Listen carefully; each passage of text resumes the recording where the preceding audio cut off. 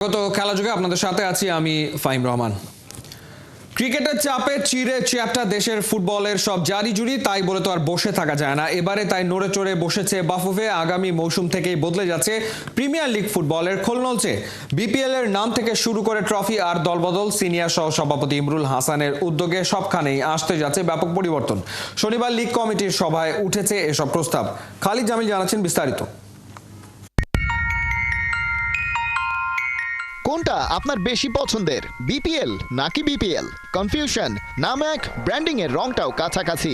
এই নামে প্রতি বছর মাঠে গড়াচ্ছে দেশের সবচেয়ে জনপ্রিয় ক্রিকেট টুর্নামেন্ট। ব্যাট বলের লড়াইয়ে ক্রেজিনেসটা বেশি হওয়ায় তার নিচে চাপা পড়ে যাচ্ছে ফুটবলের শীর্ষ লিগ।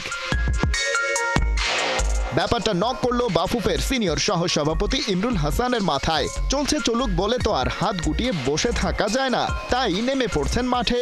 নেওয়া হচ্ছে পেশাদার লিগের নাম পরিবর্তনের উদ্যোগ। আগামী মৌসুম থেকেই বিপিএল তাই হয়ে যেতে পারে বাংলাদেশ ফুটবল লিগ, বিএফএল। একটা চ্যাম্পিয়ন দল, এক ধরনের সেলিব্রেশন, একই লিগ, তবে টাইম ফ্রেম আলাদা। একটা 2021-22 সিজনের, অন্যটা 2023-24। আর একটু ভালোভাবে খেয়াল করুন, দুটোই বাংলাদেশ প্রিমিয়ার লিগ ফুটবলের ট্রফি সেলিব্রেশন, তবে সেই ট্রফির চেহারা একদম আলাদা। সারা দুনিয়া চলে একরকম, আর বাফুফে এতদিন হেঁটেছে ভিন্ন পথে। বাংলাদেশ প্রিমিয়ার লিগ থেকে ইংলিশ প্রিমিয়ার লিগে আসুন, কিংবা ওয়ার্ল্ড কাপ ফুটবল বা ক্রিকেট বিশ্বকাপ, ট্রফি দেখেই চিনতে পারবেন কোনটা কোন দেশের, কোন আসরের, এমনকি কোন খেলার। আশেপাশে নামগুলো লেখা না থাকলেও সবাই বোঝে, কারণ ট্রফিগুলোর চেহারা এত বছরে এভাবেই ব্র্যান্ড ইমেজে পরিণত হয়েছে। কিন্তু চোখ বন্ধ করে বিপিএল ফুটবলের ট্রফিটা দেখতে কেমন সেটা বলতে পারবেন? মোটেও না, কারণ এক এক সিজনে সেটার চেহারা যায় বদলে, যে কারণে তার ব্র্যান্ড ভ্যালুও এত বছরে সেভাবে দাঁড়াতেই পারেনি। তবে সেই জায়গা থেকে এবারে সরে এসেছে বাফুফে। এক ডিজাইনের ট্রফি হবে প্রতি সিজনে, আর সেটা থাকবে ফেডারেশনের কাছেই। চ্যাম্পিয়ন দলকে দেয়া হবে তার রেপ্লিকা, যেমনটা করে ইউরোপিয়ান ফুটবল থেকে শুরু করে দুনিয়ার তাবৎ সব ক্রীড়া কাঠামো। ব্র্যান্ডিং নিশ্চিতের পাশাপাশি পেশাদার লিগ থেকে অনিয়ম আর অবহেলা দূর করতেও আগামী মৌসুম থেকে মাঠে নামছে ফুটবল ফেডারেশন। এই পথে সবচেয়ে বড় চ্যালেঞ্জ নির্দিষ্ট ক্যালেন্ডারের মধ্যে লিগ শেষ করা। প্রথম ম্যাচ থেকে 6 মাসের মধ্যে সেটা করা গেলে ফিফার কাছ থেকে মেলে $50,000 অনুদান।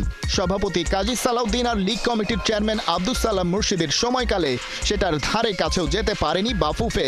গেল সিজনের মাঝপথে লিগের দায়িত্ব নেয়া বর্তমান সিনিয়র সহ সভাপতি ইমরুল হাসান সর্বোচ্চ চেষ্টা চালালেও অল্পের জন্য মিস হয় ডেডলাইন। সেবার ফিফার অনুদান মিস হয়ে গেলেও এবার সেটা পাচ্ছে বাংলাদেশ। দলবদল নিয়ে থাকছে নতুন সিদ্ধান্ত। এখন 6 জন বিদেশি খেলোয়াড় রেজিস্ট্রেশন করতে পারে পেশাদার লিগের ক্লাবগুলো, যার মধ্যে একসাথে খেলানো যায় সর্বোচ্চ 4 জন। একজন এশিয়ান হওয়া আবার বাধ্যতামূলক। তবে এএফসি এক এশিয়ান খেলানোর সেই নিয়ম শিথিল করায় আগামী সিজন থেকে একই পথে হাঁটছে বাফুফেও। তার মানে পৃথিবীর যে কোনো প্রান্ত থেকে প্রতি সিজনে 6 জন বিদেশি ফুটবলার কিনতে পারবে ক্লাবগুলো। এদিক থেকে ছাড় দিলেও দলবদলের সময়সীমায় থাকছে কড়াকড়ি। সীমা নির্ধারিত হয়েছে 16 সপ্তাহ। এর মধ্যে প্রাক মৌসুম এবং মধ্যবর্তী দলবদল সেরে ফেলতে হবে ক্লাবগুলোকে। তার মানে যে পরিবর্তনগুলো আসছে তার সবই ইউরোপিয়ান স্ট্যান্ডার্ডের সাথে তাল মিলিয়ে। ক্লাবগুলো যদি বাফুফেকে সঙ্গ দেয় আর এই কাঠামো যদি পায় স্থায়ী রূপ, তবে ফুটবলের মান বাড়তে বাধ্য। ফরেন প্লেয়ার রিক্রুটমেন্টে আগের সব জটিলতা নিরসন আর অনুদান নির্ভরতা থেকে মুক্ত হয়ে ফুটবল হয়ে উঠবে আয়ের উৎস। খালিদ জামিল, 71। কুল রাখি না শায়াম রাখি পরিস্থিতিতে কঠিন এক সিদ্ধান্ত নিতে যাচ্ছে BAFUFE. No discipline, no compromise. Hard লাইনে বাফুফে অনেক নারী ফুটবলারের জন্য অপ্রিয় সত্য বার্তা নিয়ে আসছে। সত্যান্বেষণ করেছে খেলাযোগ। দিন আনে দিন খায় নীতি থেকে বেরিয়ে আসছে তাবিদ আওয়াল। বিদ্রোহী ফুটবলারদের বাদ দিয়ে কি দল গোছাতে যাচ্ছে বাফুফে? উত্তর মিলবে মেহেদী নাইমের রিপোর্টে।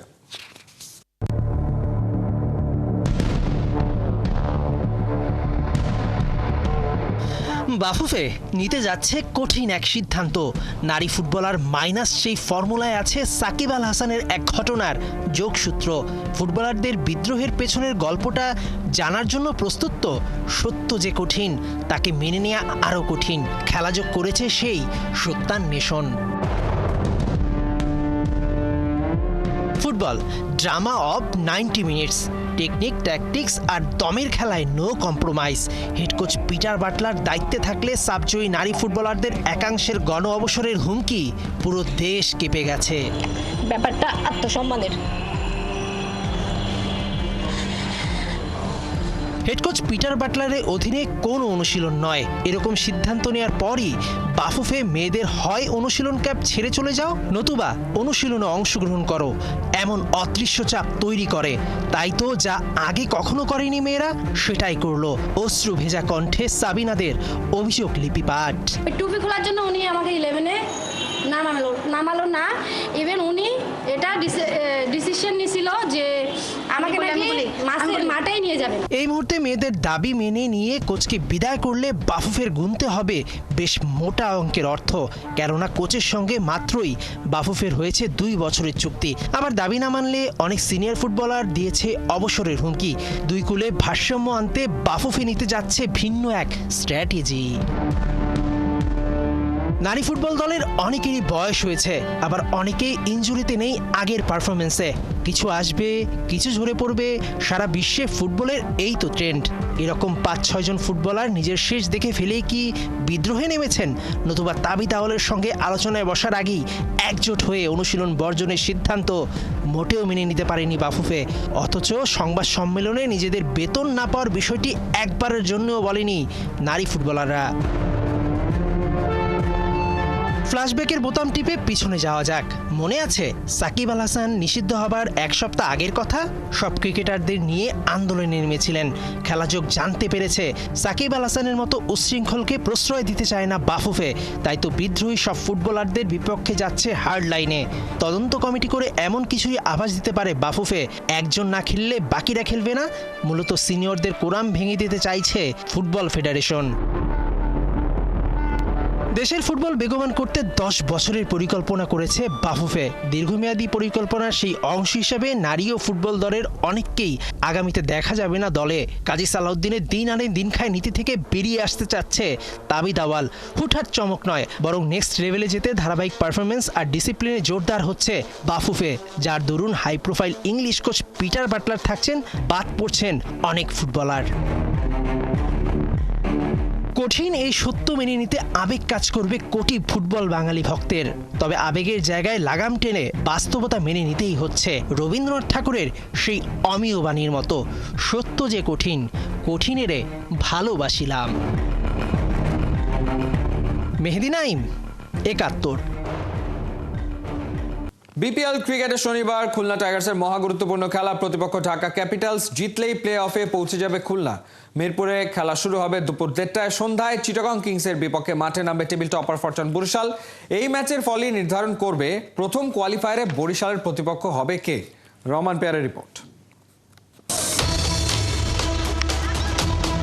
এক ফ্রেমে 2 মহা তারকা, ফরচুন বরিশালের প্রাণ ভ্রমরা সাজিয়ে নিচ্ছেন পরিকল্পনা।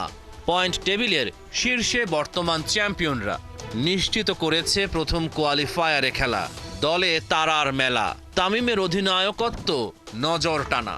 আমি এই টিমে গত 2 বছরও খেলেছি, তো গত 2 বছরও আলহামদুলিল্লাহ খুব ভালো ছিল।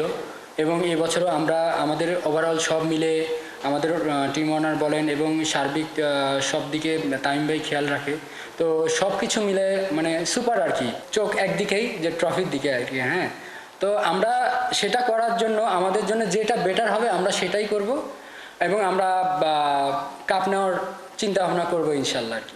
শেষ ধাপে পৌঁছে গেছে টুর্নামেন্ট। লিগ পর্বে 40টা ম্যাচ শেষ, বাকি আছে কেবল 2টা। এ পর্যন্ত 3টা দল প্লে অফ নিশ্চিত করেছে, ফরচুন বরিশাল, রংপুর রাইডার্স ও চিটাগং কিংস। শেষ 4-এ ওঠার লড়াই চলছে দুর্বার রাজশাহী ও খুলনা টাইগার্সের মধ্যে। 12 ম্যাচে রাজশাহীর সংগ্রহ 12 পয়েন্ট, 1 ম্যাচ কম খেলা খুলনার সংগ্রহ 10 পয়েন্ট। শনিবার ঢাকা ক্যাপিটালসের মুখোমুখি হবে খুলনা। জয় পেলেই প্লে অফে জায়গা করে নেবে মিরাজরা। রান রেটে রাজশাহীর চেয়ে ভালো অবস্থানে খুলনা, কিন্তু মিরাজের দল হেরে গেলে প্লে অফের টিকিট পাবে রাজশাহী। শনিবারের দ্বিতীয় ম্যাচে ফরচুন বরিশালের প্রতিপক্ষ চিটাগং কিংস। দুই দল আগেই প্লে অফ করেছে নিশ্চিত। অন্য টিমগুলো দেখেন, আমাদের টিমটাও দেখেন যে আমাদের টিমের বেঞ্চে কারা কারা বসে আছে, তাদেরকে দিয়ে হয়তো বা আরেকটা অন্য টিমের চেয়ে ভালো টিম করা যাবে আমার কাছে মনে হয়। চিটাগং কিংসের জন্যই ম্যাচটা বেশি গুরুত্বপূর্ণ। বরিশালকে হারাতে পারলে তারা প্রথম কোয়ালিফায়ারে খেলার সুযোগ পাবে। রহমান পেয়ার, ৭১। 26 টি-20 বিশ্বকাপে চোখ সাব্বির রহমানের। এই হার্ডিটার ব্যাটার বলছেন আরো 5-7 বছর দেশকে সার্ভিস দেওয়ার সামর্থ্য আছে। ভালো খেলেও জাতীয় দল থেকে বাদ যাওয়ায় আক্ষেপে পুড়েছেন সাব্বির। সাকিব আল হাসানের থেকে সাহস নিয়ে বিপিএল এ ঝড় তুলেছেন। সাইফুল রূপকের রিপোর্ট। আল্লাহ চাইলে তো সবই সম্ভব, সবসময় বিশ্বাস করি আল্লাহ, উনি প্ল্যানার। এখনো বয়স বেশি না, আসলে আরো 5-7 বছর তো ইনশাআল্লাহ দেশকে সার্ভিস দেওয়ার ক্ষমতা আমার। টাইগার ক্রিকেটের ক্যাটসাই দৃষ্টিনন্দন শট খেলে সবার চোখে পড়েন মুন কারেন।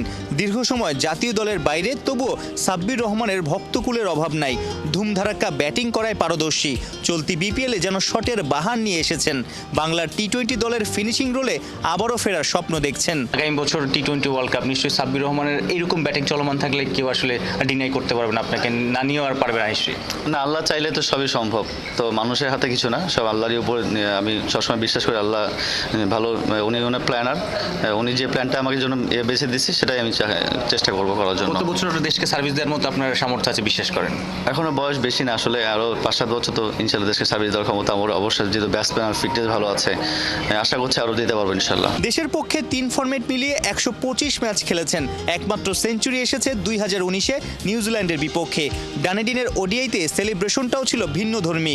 সে বছরই ছিটকে গেছেন ওয়ানডে দল থেকে। 2022-এর টি-20 বিশ্বকাপের আগে মেকশিফট ওপেনার হিসেবে তাকে বাজিয়ে দেখেছিল টাইগার টিম ম্যানেজমেন্ট। সাব্বির রহমানকে নিয়ে কি ভুল ছকে এগিয়েছিল সে সময়ের বাংলাদেশ? 2019 সালে যে ওয়ানডে থেকে আমি বাদ পড়েছি, ওটার সিস্টেম খুব ভালো গেছে। একটা 50 ছিল, ভালো ফর্মে ছিলাম। বাট 2022-এ টি-20 যেটা খেলেছি, টু বি অনেস্ট আমি ওপেনার না, আমাকে টিম বলেছে ওপেন খেলতে, আমি ওপেন করেছি। বাট ওপেন খেলার পর আমার কাছে রান করতে পারিনি, তারপর আমি টিম থেকে বাদ পড়ে গেছি। এটা খুবই হতাশাজনক। বাট আমি আমার জায়গা ছেড়ে দিয়েছিলাম, বাট টিম হয়তো ম্যানেজমেন্ট বুঝতে পারে নাই।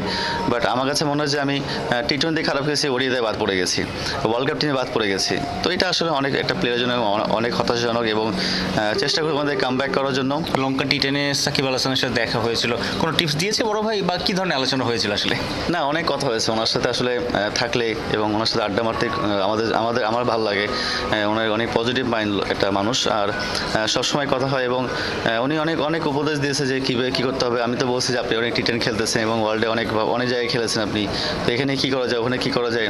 তো উনি অনেক রকম টিপস দিচ্ছে, এবং আমরা আড্ডা দিছি, অন্য বিষয় নিয়ে আড্ডা দিচ্ছি, কথা বলেছি, কফি খেয়েছি, আমরা একটা ভালো সময় পার করেছি ওনার সাথে। চলতি বিপিএলে 167 স্ট্রাইক রেট, 8 ম্যাচে 17 ছক্কায় 169 রান তুলেছেন ঢাকা ক্যাপিটালসের সাব্বির। সাইফুল রূপক, ৭১। রাজশাহীতে তারুণ্যের উৎসবে তীর ধনুকের খেলার সাথে নানা আয়োজনে মুখর। সরাসরি অলিম্পিকে খেলার যোগ্যতা অর্জন করা তীরন্দাজ সাগর ইসলামের জেলা থেকে নতুন আর্চার তৈরি করতে চায় বাংলাদেশ আর্চারি ফেডারেশন। অর্ণবাপী রিপোর্ট। নতুনকে আলিঙ্গন করে এগিয়ে চলছে আর্চারি। গোটা দেশে নতুন বাংলাদেশ গড়ার বার্তা ছড়িয়ে দিতে এই আয়োজন। এসেও দেশ বদলায় পৃথিবী বদলায় স্লোগানে তারুণ্যের উৎসব এবার রাজশাহীতে।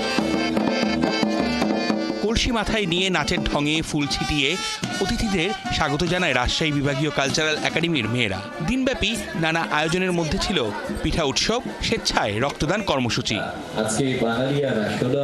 তীরন্দাজদের লক্ষ্য নিশানায়, ওরা ব্যস্ত ছিল তীর ধনুকের খেলায়। জাতীয় দলের হেড কোচ মার্টিন পরখ করেছেন স্থানীয় আর্চারদের প্রতিভা। এই রাজশাহী থেকেই তো উঠে এসেছে সাগর ইসলাম, খেলেছেন অলিম্পিকে। এখানে আমিও কখনো ভাবি নাই যে আমি অলিম্পিকে খেলতে যাব। ওই মোমেন্টে আমার কোনো চিন্তা ছিল না, শুধু একটাই চিন্তা ছিল যে আমি খেলবো, এবং পরবর্তীতে আমার নেক্সট টার্গেট ছিল বিকেএসপি। সো বিকেএসপি থেকে অনেক ভালো ফ্যাসিলিটিস পাওয়ার পরে কিন্তু আমি এখানে আসতে পারছি। Rajshahi for me as national coach for the federation, I know it's very important to continue practice regular participation in the competition. 10 জন করে ছেলে ও মেয়ের অংশগ্রহণে রাজশাহীতে জমে ওঠে তীর ধনুকের লড়াই। এখান থেকে নতুন আর্চার তৈরি করাই লক্ষ্য ফেডারেশনের। রাজশাহী দিয়েই কিন্তু আর্চের যাত্রা শুরু হয়েছিল। লালন এবং পালন দুইটা যে সঠিকভাবে হয়, আর হলো যোগ্য নেতৃত্ব। আজকে রাজশাহীতে সেই যোগ্য নেতৃত্ব ছিল বলে সাগর ইসলাম জন্ম হয়েছে। এরকম আমি আরো মিনিমাম বলেছি যে 10টা সাগর আমার দরকার রাজশাহী থেকে। আর্চারি ফেডারেশনের তারুণ্যের উৎসবের বাকি আয়োজন হবে চট্টগ্রাম ও ঢাকায়। অর্ণব বাপি, ৭১।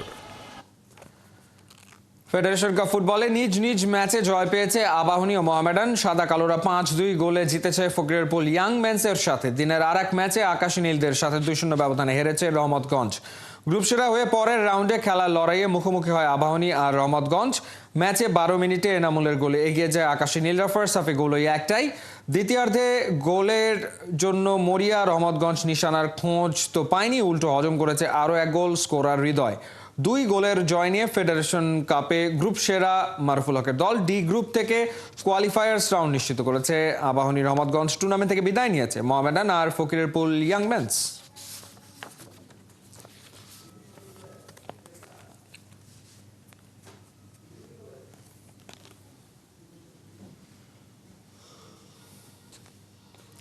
চলছে খেলাযোগ সরাসরি সংবাদ অনুষ্ঠান দেখতে চোখ রাখুন ৭১-এর ফেসবুক পেজ এবং সাবস্ক্রাইব করুন ৭১-এর ইউটিউব চ্যানেল। ৭১-এর সাথেই থাকুন।